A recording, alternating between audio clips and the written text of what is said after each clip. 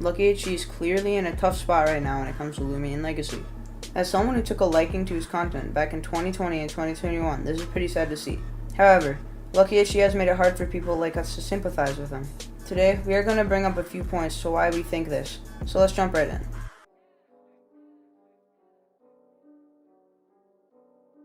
First up, LuckyHD vents on Twitter too much. It feels like every few days he talks about why he thinks Loomian Legacy is bad.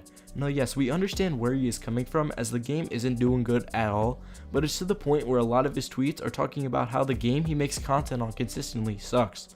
Also, whenever anyone criticizes him for being so negative all the time, he goes on Twitter and rants about it. Now, this is probably the least productive thing that can be done in a situation like this, as not only does it show he's sensitive, leading to more people criticizing him, it also leads to his followers to go and hate on the person who is simply sharing their opinion.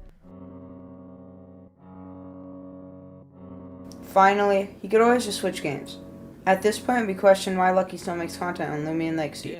As we established in our first claim, Lucky always has something negative to say about Loomian Legacy. If it's such a bad game, why not just switch? Doodle World is another creature capture game which receives updates every week.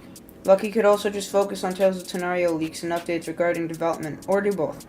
LuckyHD did comment that making Loomian Legacy content is his job. However, his Doodle World and Tales of Tenario videos do just as good as his Loomian Legacy videos. In conclusion, LuckyHD as of now is simply spreading negativity in the Loomian Legacy community, therefore making it more toxic. However, if he stops bitching on Twitter as much and switches to another creature capture game like Doodle World, the future will be better for him.